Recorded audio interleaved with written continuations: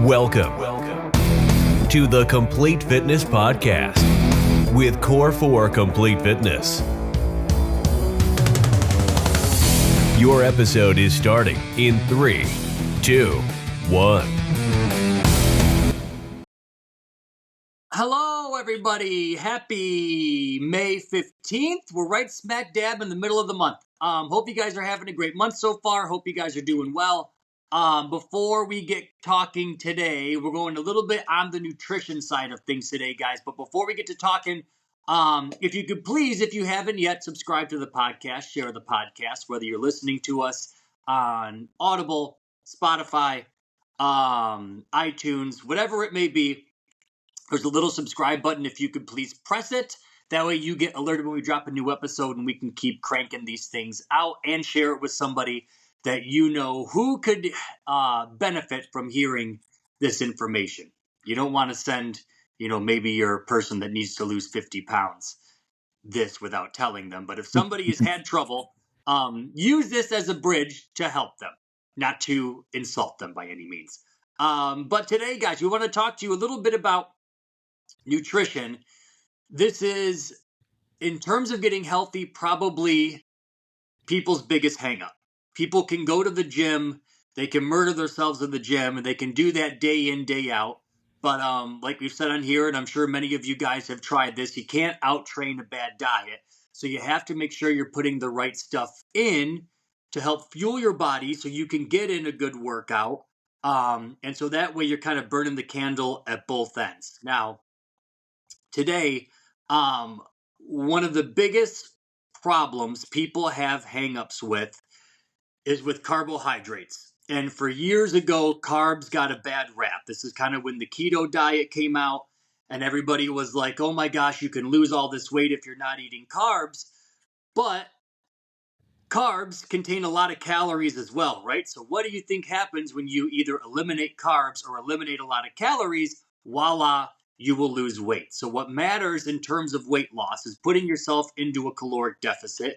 You can do that by removing carbs. You can do that by removing some fats. But in a nutshell, the reason why all these fancy diets with fancy names all work is because they do one thing and one thing only, and that's put you in a caloric deficit. Some move them out by taking out carbohydrates. Some have lower carbohydrates.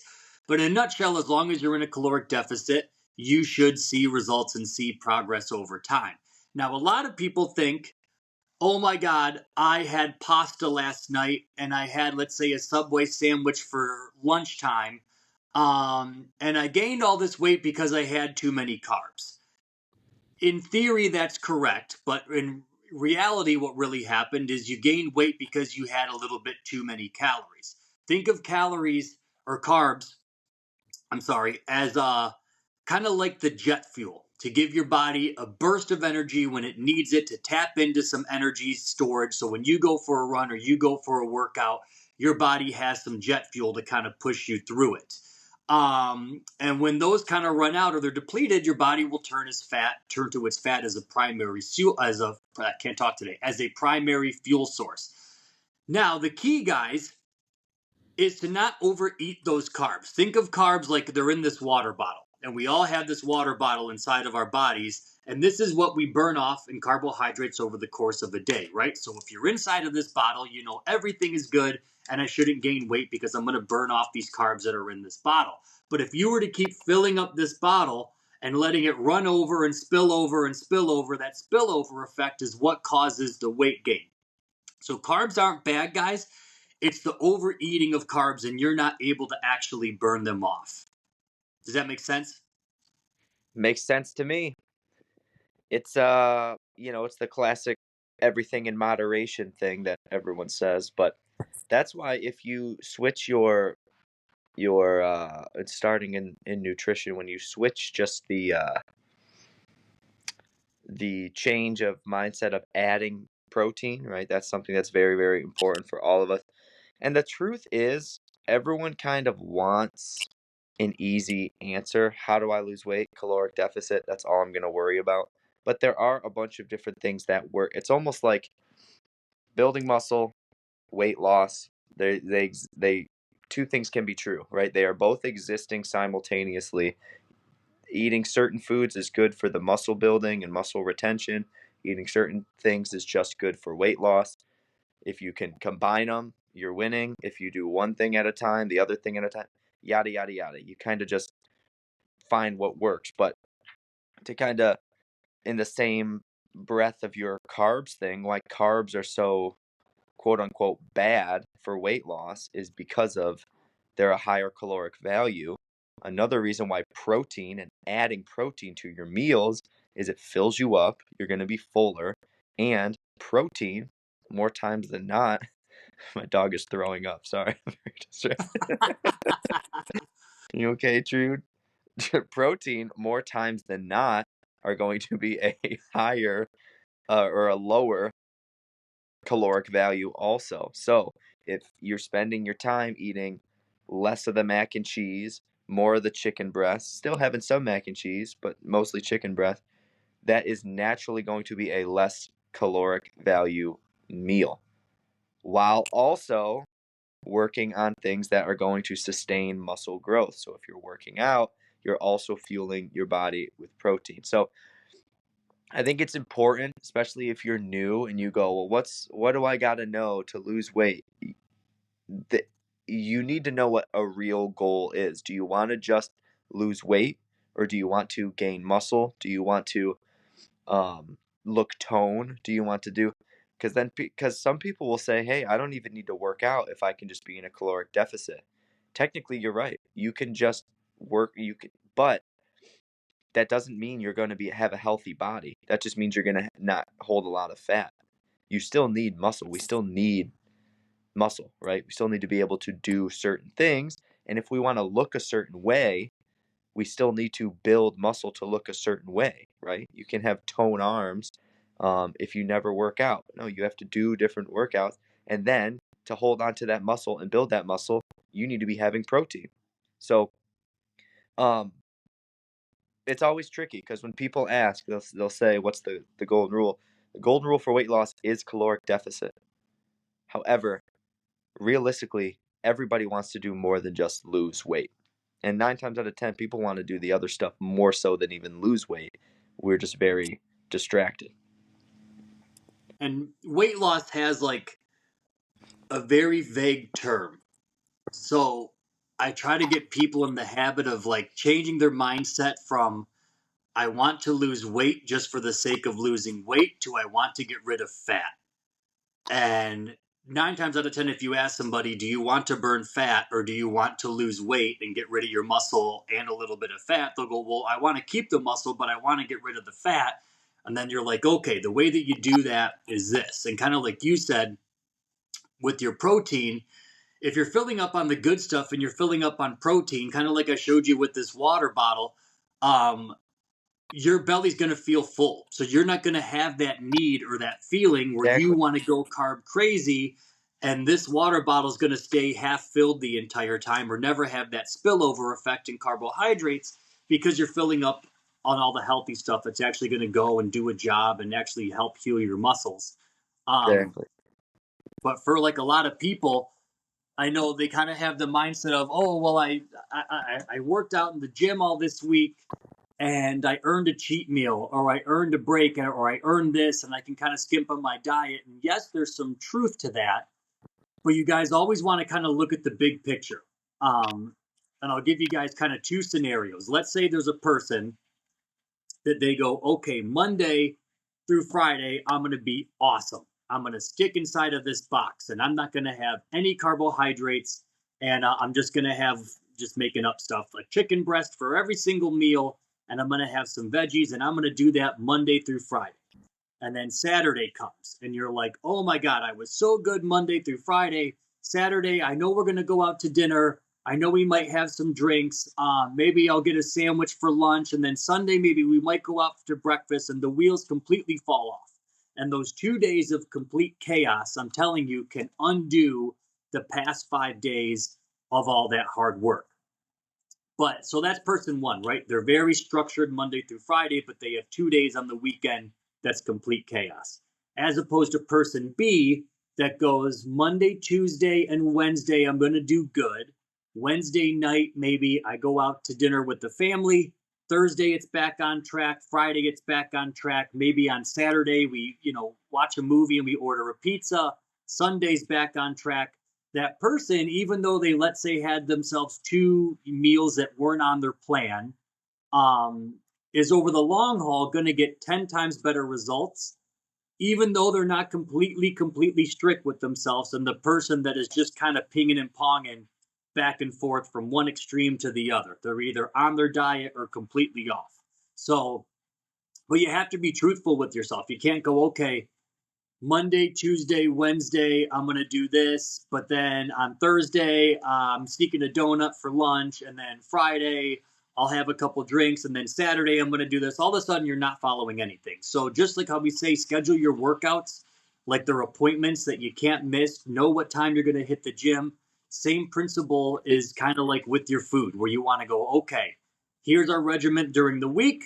If it's a family night on a Wednesday or you got a birthday party, schedule those things where you can have a little bit of fun, but it means hopping right back on track the next day and not just kind of winging it depending on whatever opportunity presents itself. Yeah, the one of the biggest mindset hacks that people are talking about in the nutrition world is to eat for fuel, right? And something that people don't know, um, is that like our macronutrients, proteins, carbs, and fats. Your carbs and your fats are your energy sources, and these get us full faster. So the basis of why a meal is built the way that it is. Besides it just being what's healthy for human beings, like biologically, but we have our protein source, and think of your protein source. I like to think of it as like your dog food, right? Like your dog or your cat, whatever, what your animal, your pet. They have their basis, their meal that they eat every day, right? That is our protein, okay? And then everything else is kind of just the extra. And what that does is that helps us get full and energize us in the now. So the best example I like to use with people is if you wake up in the morning and you have pancakes. You know how full you get when you eat pancakes? Like when you reach the point of, oh my God, I'm done eating pancakes. I feel sick. Yeah. That seldom happens with eggs or bacon or sausage or turkey sausage or ham, or this is just a breakfast example, right? You don't get that same feeling. Now, if you ate a ton of it, you would. But it's because those foods get us fuller feeling faster, right? The carbs and the fats. So what we do is we need to use those in a meal basically to be able to get up and get away from the table. And then we need to use our protein to keep us fuller longer. So if you start your day with pancakes in that example, you're like, oh my God, I'm so full. If I have another pancake, I'm going to throw up. But you'll notice an hour goes by and you're hungry again, right? Because it's burned off, because we're using those. This is the difference in protein. Protein keeps us fuller longer. That's why we need balance. If we have a pancake or two to help us get full while also having a bunch of eggs and egg whites and turkey sausage and good healthy proteins, then we win both games. We get satiated and we get full in the moment. That burns off throughout the day, and then as that burns off, instead of reaching for more carbs, more pancakes, more pizza, something that is just quick filling, that protein kind of takes over and lets us drive and keeps us fuller longer, keeps us energized, moving forward. So it's important to kind of treat it as your dog food. Like that's what I tell people is, your protein sources is your dog food. That's what needs to be most of your meals, and that's what needs to be driving your diet, your dog food. Does a dog every once in a while find a sleeve of Oreos and eat it all in 30 seconds? Yes. Do we do the same thing? Yes. But most of their meals, by a heavy majority, is their dog food, right?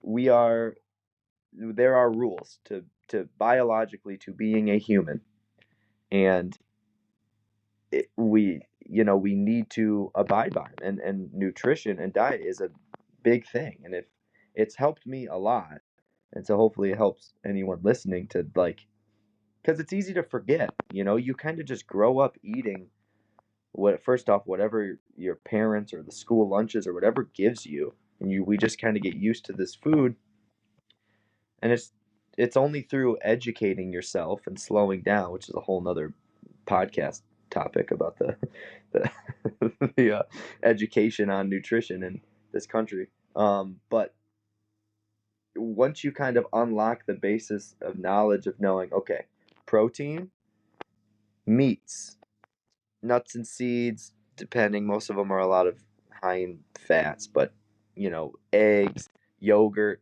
cottage cheese, a bunch of examples. That is your basis. That is your dog food. Those are your kibbles and bits. That is 90% of your meals. And the rest of the stuff you can safely have without gaining a bunch of weight or having a sugar issue or getting, diabetes as you age. You can do all this stuff as long as it's in those parameters. But if every day you wake up to pancakes, then you move to a granola bar, then you move to pizza, and then you have a pasta dinner, you're not even close. You're not even close. And that, to a lot of people, sounds like just a normal day. You wouldn't think that that's bad. Like, think about us growing up. We'd wake up, we'd have a Pop-Tart, we'd go get on the bus, we go to school, it's pizza day at school. We've had nothing so far. You have a Yeah. snack, it's a bag of goldfish, then you come home for dinner, it's pasta Spaghetti. night. It's spaghetti, it's taco night. Okay? It's very natural and normal to just do all of these staple meals when we don't know any better. PB&J is a great example. Everyone grew up eating peanut butter and jelly, peanut butter jelly good combo, as Rowan calls them, and that's horrible for you. It's just carbs and fats. If you had a Yeah. half a peanut butter and jelly and an egg white omelet, now we're talking. All of a sudden you're balanced out and you're in much better. It's much better for you. But if you have, instead of the healthy protein, double the amount of PB&J, then we're lost, right? We skipped a whole entire meal on BS, and then all of a sudden it burns off faster. And then there's all the other stuff of you're not gaining and hanging on to the muscle that you should be. You're not burning correctly. Your insulin levels are spiking. Your sugar levels are spiking because of all the crap and all the carbs and all the fake stuff that we're eating. So there's a lot going on, but simplicity is protein's my dog food. So your dog mostly eats their kibbles and bits. Every once in a while they waver, you give them a treat, whatever, that's fine. And they're okay, right? Doesn't mean they're just gonna die. But their main thing is the main thing. And that's just the way we're designed. I didn't choose it. I can't call it. I can't call it. I didn't make it up. That's one of the easiest kind of hacks that I tell people, especially like when we start the shred program coming up, is I go, if you make a plate, one, think in the back of your brain, is there protein in this? And not just like 5 grams of protein, like 20 A minimum. component. There's a component of Yes. the star of the dish needs to be protein. It needs to be the driver. And for a lot of people, they're like, oh, well, I'll have a salad. And it's just lettuce, cucumbers, and some ranch dressing on top. Nope. I'm like, you got to add protein in that. So anything that you eat in the back of your mind, you can certainly exceed 20 grams if you want. But for breakfast, lunch, dinner, snack, always just say, is there protein in this? Is there about 20 grams in this? If you're a couple short, it's not the end of the world. You can make up for it with your next meal. And what that does is it kind of trains your body into slowing down eating as well. Even if you have a plate, let's say your dinner is 2 chicken breasts, some broccoli, and you had like a scoop of I don't know, a little bit of pasta on the side for some carbs, right?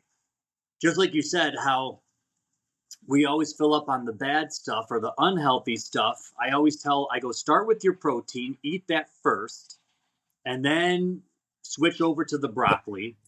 And then when the broccoli's done, that's going to keep you from overeating all those carbs. Rather than if you start it the reverse way, where you get all the carbs in, you have your broccoli, and then you have 2 or 3 bites of protein and you're full.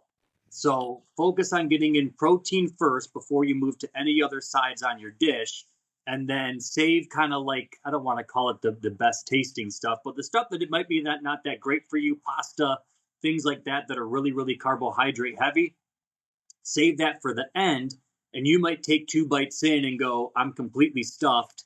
I didn't have to eat this giant side of pasta or spaghetti or whatever it is. So focus on the protein, let it be the star of your dish. Start with the protein when you're actually eating your meal. And then, like how you said with the pancakes, now you're not having to go, oh my God, I had 5 pancakes and I don't have room for any eggs. Now you're going, I have the eggs and I don't have much room for any more pancakes. And you're eating the same plate, but it just kind of treats your belly a little bit different. And yeah, and even in that example, worst case scenario, you still overeat the pancakes. Hey, whatever. You're super full. You move on. You don't eat early because you didn't burn it off because you still have all the protein source. You're not losing anything. You know, and come dinner time, you're not going to eat like that again. 9 times out of 10, you go, all right, I'm going to keep it a little lighter for Yeah. dinner. So, yeah, it's important. The other thing I think what's important is to realize what goals are, right? And they're ever changing. We all have our big goals, we all have our little goals, and you can do it in like a percentage basis. To me, it's easy. If you go 90% of your diet is protein, you're going to start seeing results fast. If you go 80% of your diet is protein, you're going to see results. It's going to be not as fast. 70% results, not as fast. 60% results, not. And you can kind of taper and be mindful of this. But if you're somebody who, I think a lot of us get confused, like I want results and I want results fast. Okay, that's the hardest way to do it. So first off, accept this. You're not going to find a plan you like. It's going to be hard. You're going to be miserable. Food time is not an enjoyment time in this life. And getting that, go, okay, I'm going to eat food that does not excite me. It's going to be plain, boring protein sources with just enough carbs and fats to make me not want to kill my family. That's Yeah. basically it, right? And to be honest, if you really, really go hard, you just ignore that emotional part too, and you just deal with it if it's that important to you. If you ramp it up to 80 or bump it out to more like 80/20, you can start to have a little bit of fun throughout your day. You have one kind of cheatish type thing that you get to look forward to, right? Maybe it's a cookie after dinner, but the rest of your day is still perfect. But the results are going to come slower, right? It's not You're not going to move quickly through this. You have to accept, okay, if my goal is 20 pounds, if I do it this way, the 90% way, I'm losing that 20 pounds in 10 days. If I do it this way, it's going to take me 20 days. And just be mindful. And then what we should be doing is living in kind of that tier 3, tier 4 world where we go mostly protein. It's still 60, 70, 75% of what I'm eating is protein. The other stuff is whatever, but my scale is going to go up and down. Over time, it's going to come down, but it's not going to be a 20-day, 20-pound weight loss. It might take me a year to lose 20 pounds, and that's okay because I'm not miserable every single day. And I think it's very much all or nothing, right? We want to be strict and miserable to lose weight, or we want to be having a blast but gaining weight. And it's like it's kind of just the wherewithal. It's the acceptance and the mindset to be like, I'm doing it this way. And this is what lifestyle ultimately is. Okay, so I would say that I haven't been on a diet ever. All I do is up my percentage. I live my life, let's say 75% of my in daily intake is protein. And if I'm really focused on something, it bumps up to 90, and it's like a 2 week miserable period, and it doesn't happen all the time. And then it's 80, and then holidays come, and summer comes, and vacation comes, and that gets down into the 50s, and then you go, oh, I got to bring it back. And it's just kind of using that. I mean, the percentage names that I'm naming before anyone gets too crazy are all arbitrary. It's just a way that I can picture in my head. It's kind of like picturing a pie graph, and it's a way to just kind of count your macros or count your calories without even doing it. You can just know it's time to eat.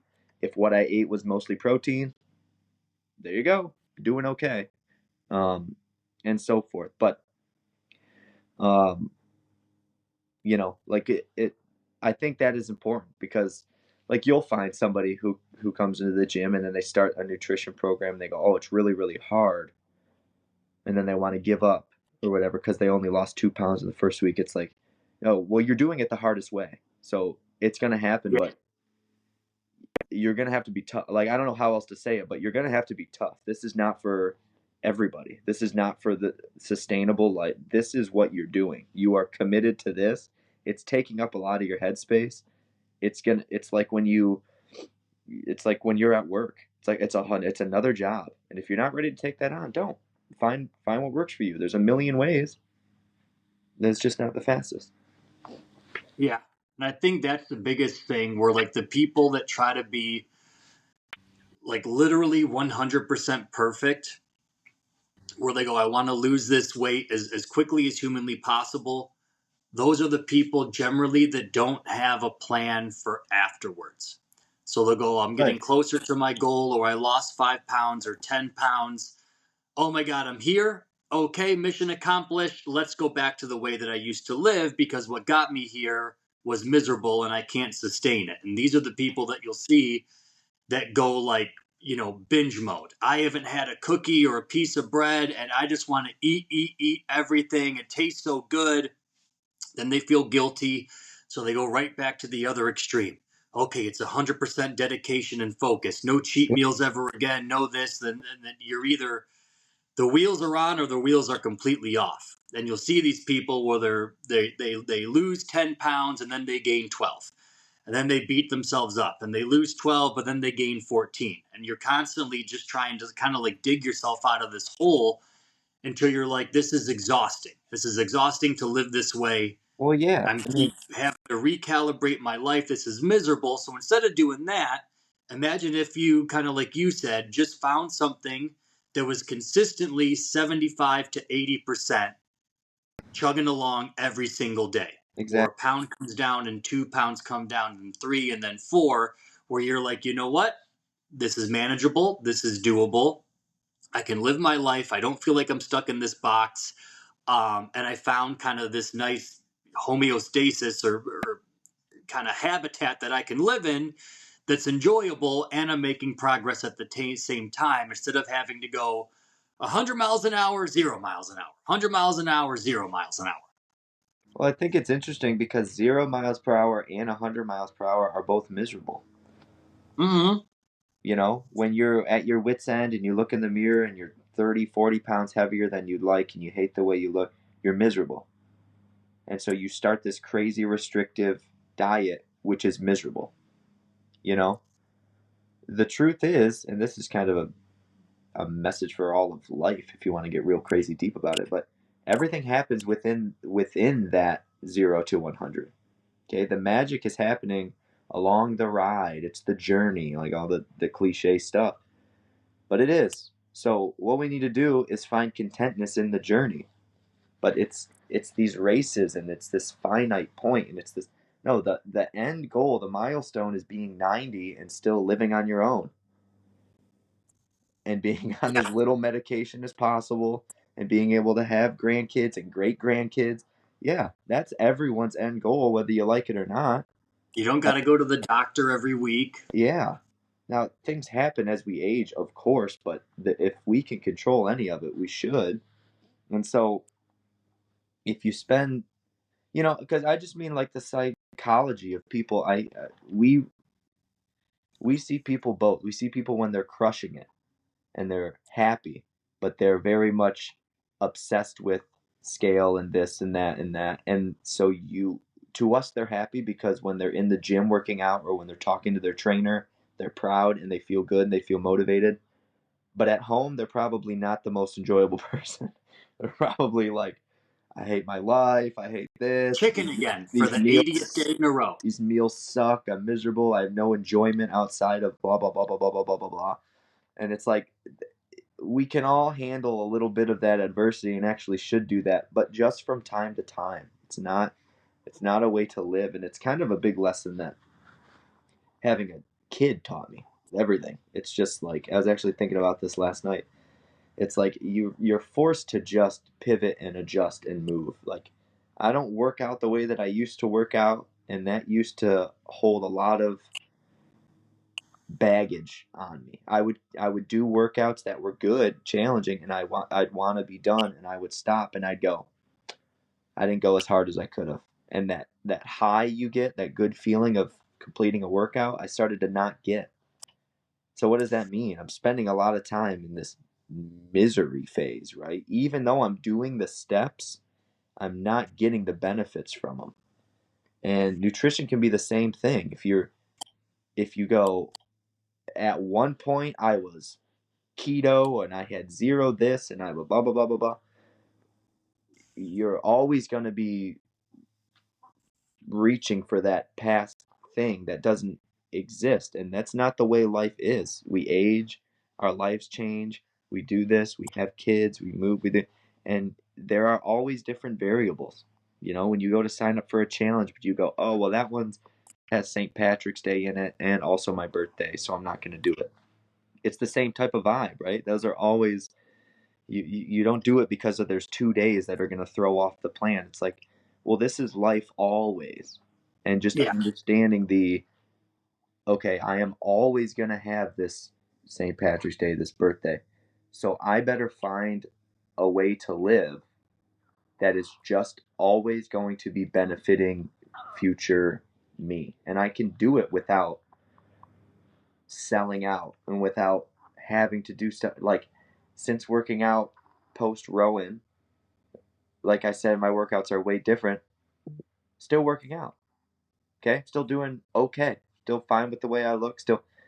And so the truth is, it works. You're going to have different goals and shifts, but the end goal is the same, is you're still moving your body. We have to do it. It's like we all need to wake up and go to a job because we need money.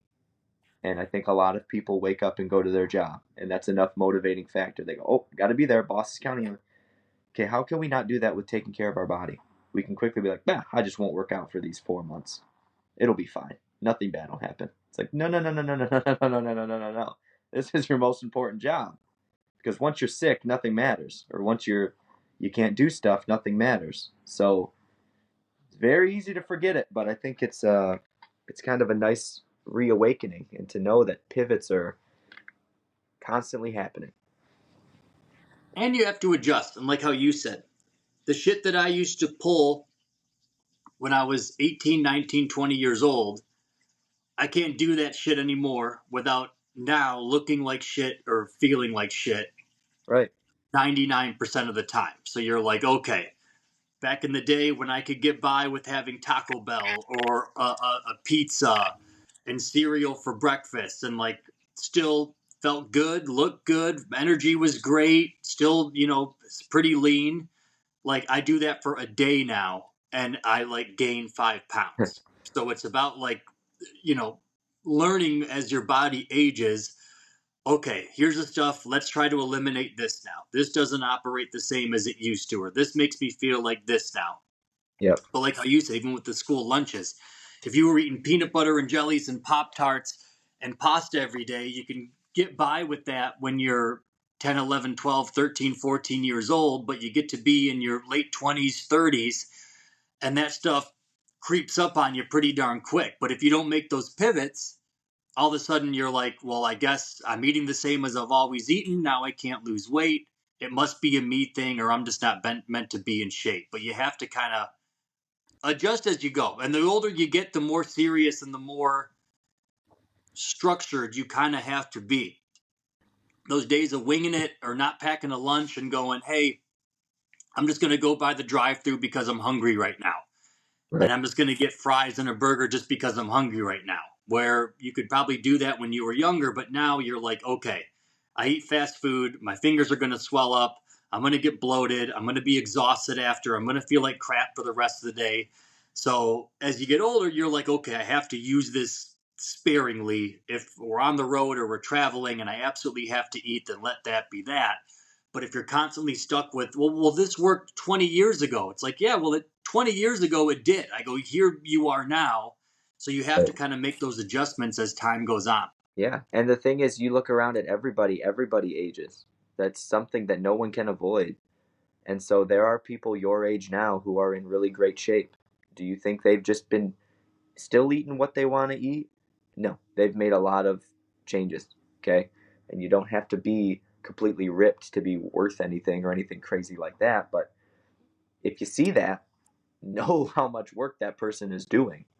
Okay. Or if you, whatever, if you have these goals and these people that you idolize and go, oh, I wonder what, yeah, she is not, whatever, she's not eating Taco Bell every day, or that it's just kind of a constant learning and pivoting and finding what works, and to not get discouraged. We fall too trapped in our own thoughts, right? It's a dangerous place to be, devil's playground, right?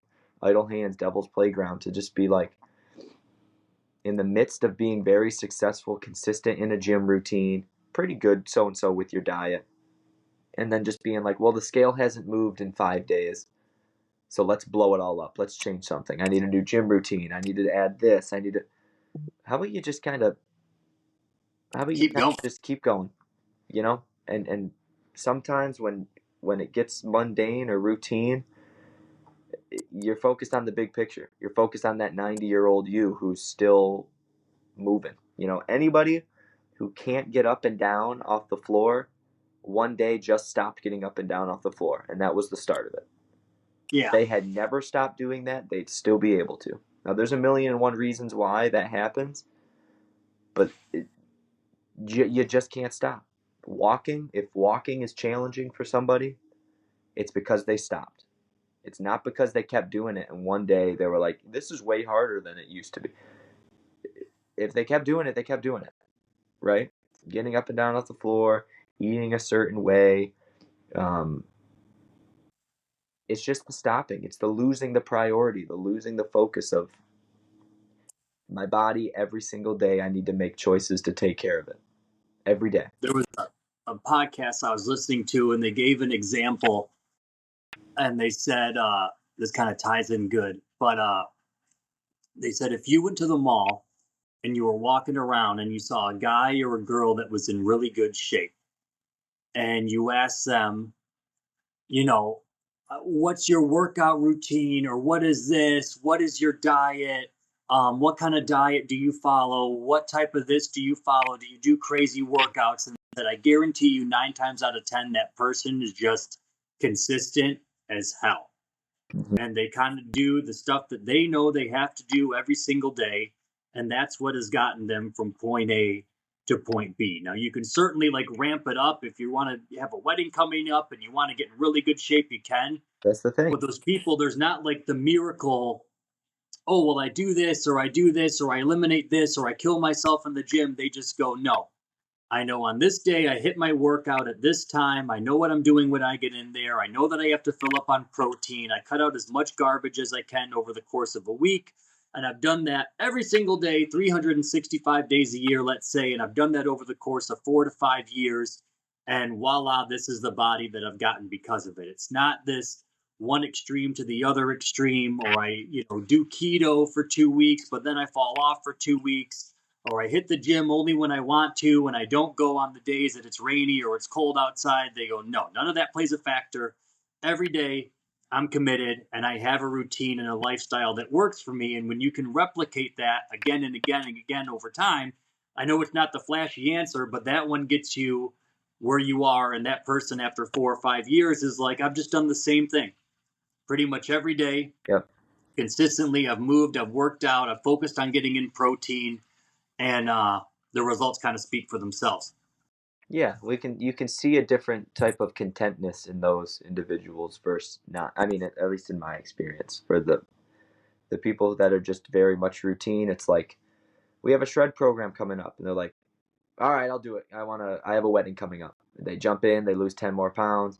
It's not this huge mountain in front of them. It's just like, okay, I want to do it. Or they go, "Nah, I don't want to do that right now," and so they don't do Yeah. it. But it doesn't mean they're slacking. It doesn't mean that they're doing great. They're just, it's a very healthy mindset and way, and it just seems much more content. Their relationship with the gym is better. Their relationship with moving their body is better.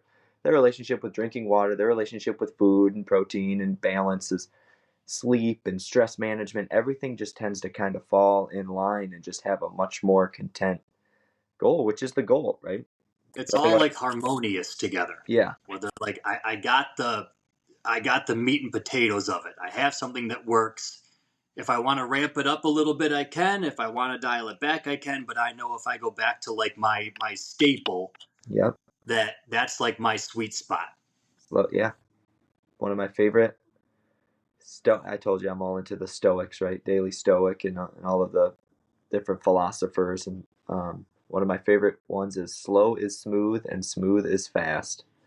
Yeah, Just a beautiful way to think about life. Like even if you're moving, you just can't stop. Quit stopping. Slow down. Do it right. Do it the right way. The right way's the hard way. Who gives a shit? Do it. I was watching. There was a video. Do you ever see that video of Keanu Reeves shooting guns? No, that's not in my algorithm currently. Oh my god! So it's when he was about to shoot the John Wick movie, Yeah. and he really trained on like this like obstacle course where he had like a gun here, he had like an AR, he had a shotgun. So the dude is just like, but it was like that. Somebody posted, what was it? Fast is smooth and smooth. No, Slow is smooth. Smooth is fast. yeah, but he was just. It's not like he was chaotic. Like, oh my god, I got it. It was just like, boom, boom, boom, boom, boom, pick up this, boom, boom, boom, boom, boom, pick up Smooth. that, boom, boom, boom.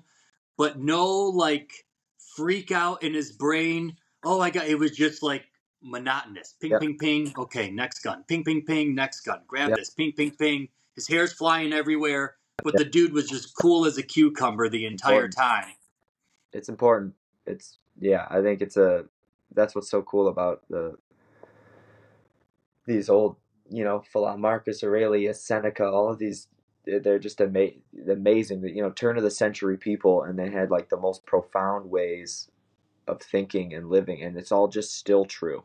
It's like they just mastered secrets to humanity. I think everybody needs to spend time doing it, but yeah, slow is smooth is fast. Like don't if you go fast, you're gonna learn bad habits and do things the wrong way, and then you need to spend twice as much time correcting those, breaking a habit, then relearning the correct habit. All of this stuff. If you just slowed it down, figured out the right way, one foot in front of the other. It's a tortoise versus the hare. It's an old tale that we've all heard growing up. Slow and steady wins the race. Slow is smooth. Smooth is ultimately fast, and I think you can apply that to anything. Do you ever listen to Akira the Don ever? Did I turn you on to him at all? Yeah, it'll He's get the you best. fired He's up. got a bunch of Marcus Aurelius stuff. Great, man. It's great. That I is mean, that just guy was the emperor of Rome, so it's like yeah, literally like the king of the world, yeah, and he was like a wise enough man, which is interesting because contrary to the current leaders of the free world, to become the leader of the ruler of the world, you needed to be a wise person.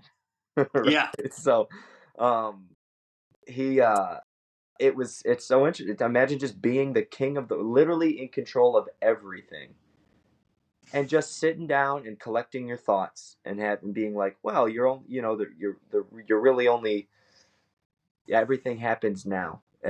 All of your anxieties are behind you or in front of you, but today everything's okay. And then being like, that applies to everybody all the time. And Put it on this tablet. it's great. It's insane.